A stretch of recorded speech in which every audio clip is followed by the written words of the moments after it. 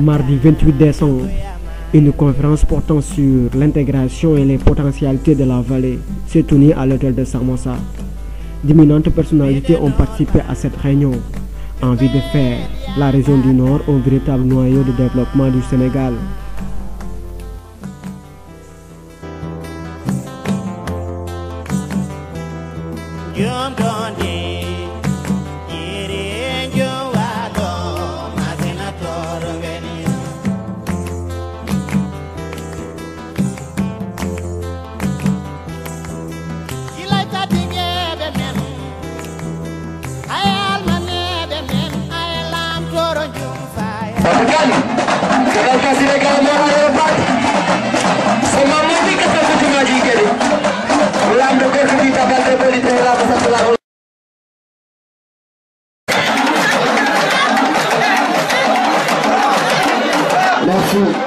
Merci Ondiaram, merci Ondiaram, Allah Diaram Ondiaram, merci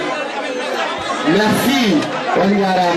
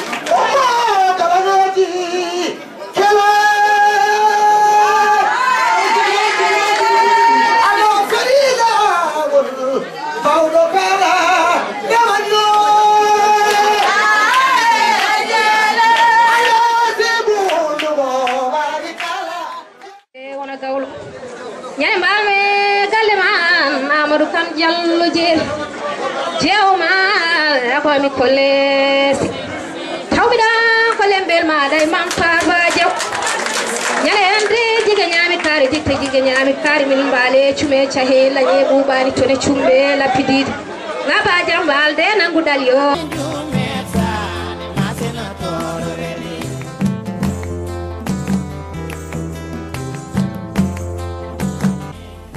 Les acteurs durant des heures ont parlé en premier temps le problème d'intégration, faute des barrières instaurées par les États, et d'autres ont parlé suffisamment la progression de l'agriculture et la navigation dans la vallée.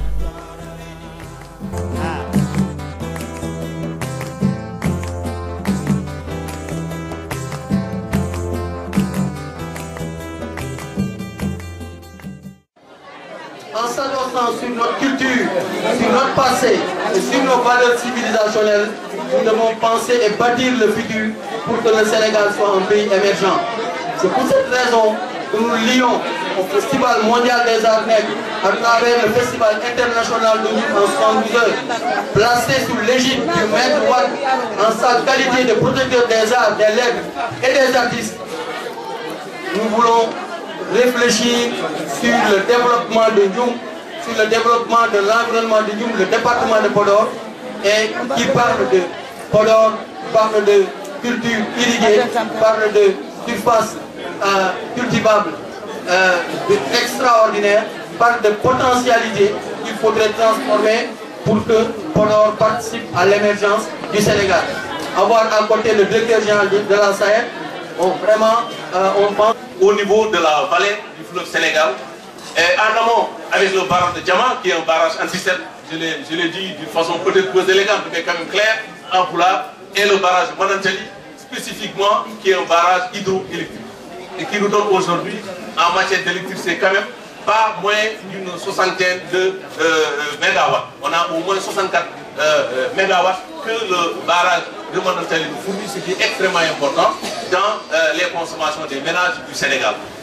Ce sont des ouvrages de première génération. Il est prévu également de renforcer cette capacité de production en énergie électrique avec la mise en place d'autres ouvrages dits de deuxième génération. Peut-être qu'il y en aura une troisième. Bon, donc il ne faut pas exclure.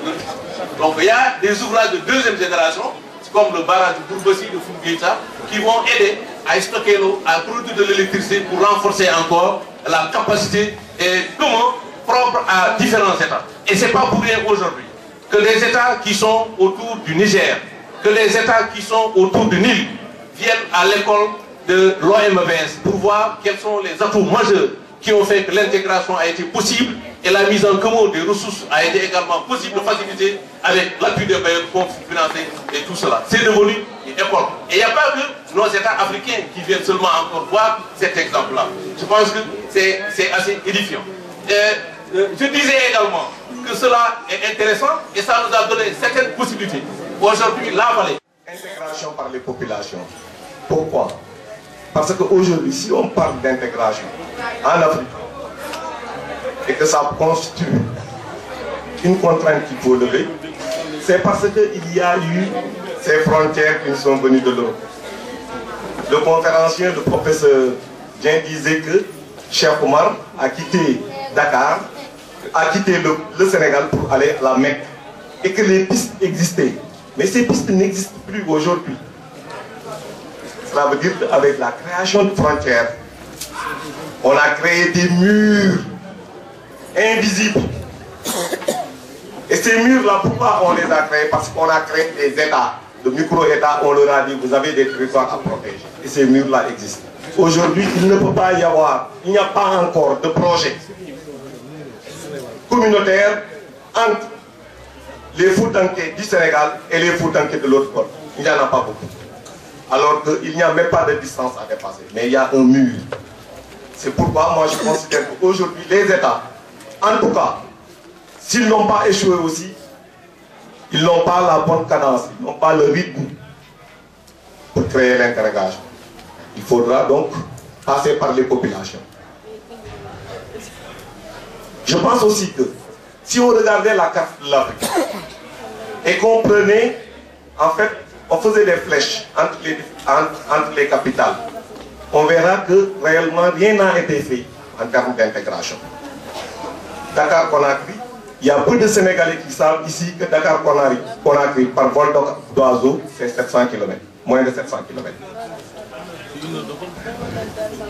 Mais c'est 700 km. 700 km, c'est Dakar-Kédougou, Dakar-Matam. Il y a, parce qu'on a été colonisé par les Européens, et jusqu'à présent, c'est avec des critères de développement de l'Europe que nous vivons. La preuve, parmi les critères de qualification d'une économie africaine émergente, on parle en fait le temps de fret, de déplacement de fret entre Dakar et Paris. On ne parle pas entre Dakar et Conakry, ce n'est pas des critères entre Dakar et Bamako. Alors que ça devrait être les critères aujourd'hui.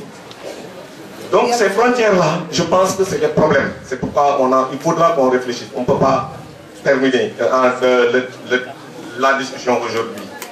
Les populations, vous voyez, si vous regardez le long du fleuve.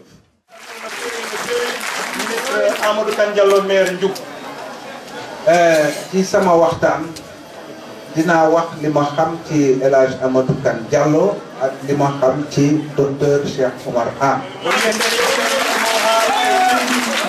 Et Amadou Kane Diallo oɗo maire Ndiouk et Cheikh Oumar Anne docteur Cheikh Oumar Anne oɗo jooɗi. Bu loolu passé ma beral nuyoo sama sœur ma fekk fii ci Ndioum di sama xarit bu yàgg Marie-Thérèse Diédhiou, directeur général agence ADPME. Oyo mo defti salminago makko teerigo e faade e baniba debbo mo ganduɗa oɗo andidire mum ko ɓooyi hono docteur hono Marie-Thérèse Diédhiou oɗo jooɗi.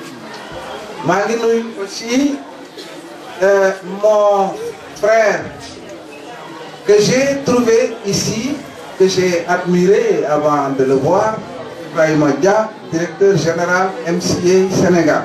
O wiyama salmina miñi ko musidɗo makko mo andi gila hande taw hande arani ene wiye Ibrahima Dia mo ganduɗa oɗo omo jogui mum e wellam no feewi omo yettuɗo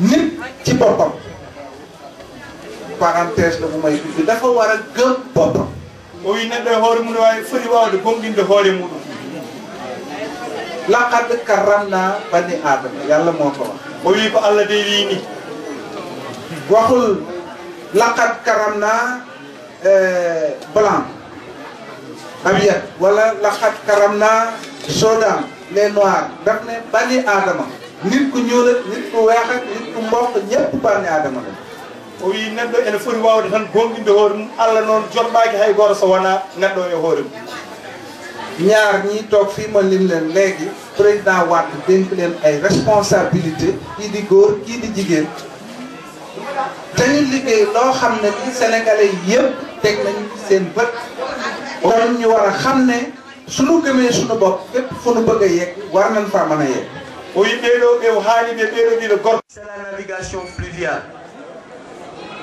Parce que l'OMS a eu comme préoccupation d'abord la terre, donc l'aménagement agricole, hydro-agricole, ensuite l'énergie hydraulique avec les barrages, et le dernier volet, c'est la navigation, en fait l'aspect transport, la navigation des biens et des personnes.